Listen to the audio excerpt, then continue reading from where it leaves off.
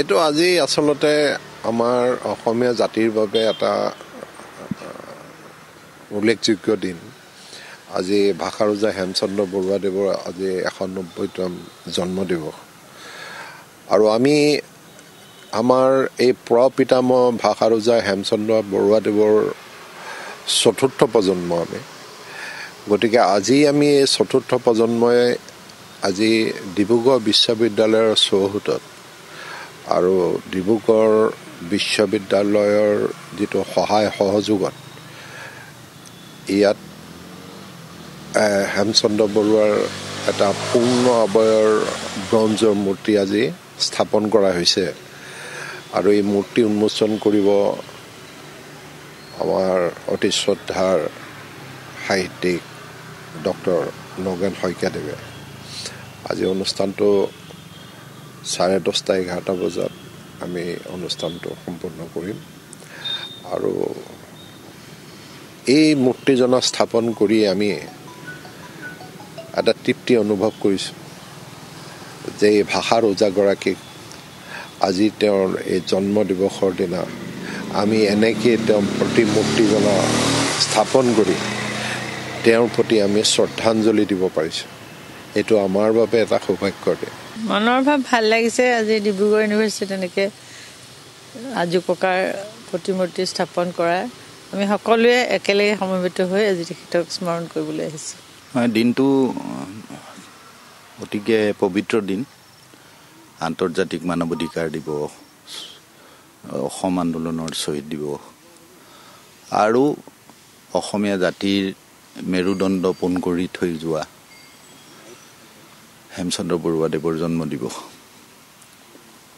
আজি সমগ্ৰ অসমত ইলোৰা বিজ্ঞান মঞ্চ অন্যান্য সংগঠনে তেখেতৰ সমাজ সংস্কাৰমুখী কুসংস্কাৰ বিৰোধী যি দৃঢ় পদক্ষেপ আৰু জাতীয় জীৱনৰ জটিল খণ্ডিখনত হেমকোষ আৰু অসমীয়া ভাষাৰ প্ৰথম ব্যাকৰণ প্ৰণয়নেৰে জাতিটোক মানে চিৰদিনৰ বাবে মজবুত কৰি থৈ যোৱা এই ব্যক্তিগৰাকীক সমগ্ৰ অসমতে আজি বিভিন্ন সংগঠনে তেখেতৰ প্ৰতি শ্ৰদ্ধা জনাব।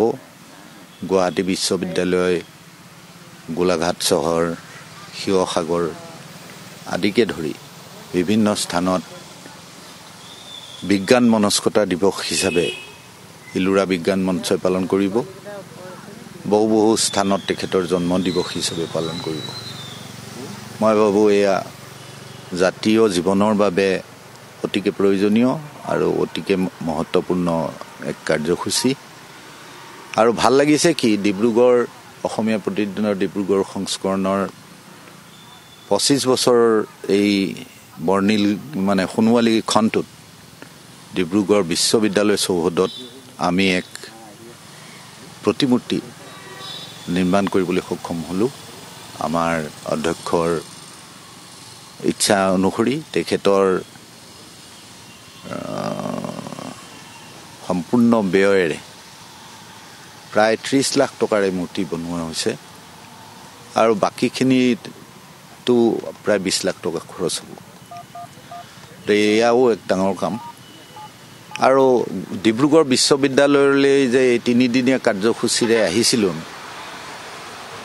25 বছৰ হোৱা উপলক্ষে সংস্কৰণটিৰ, তাৰ এক স্থায়ী চিন এই মূৰ্তিয়ে দি থৈ যাব। মই ভাবোঁ আগত দিনতো স্বাধীন প্ৰতিদিন গোষ্ঠীৰ কৰ্মকৰ্তাসকলে এনেদৰে সমাজলৈ সময়ে সময়ে বৰঙণি আগবঢ়াই যাবলৈ সমৰ্থবান হ'ব আৰু তাৰ বাবে ৰাইজৰ আশীৰ্বাদ আৰু সহযোগিতা সদায় থাকিব।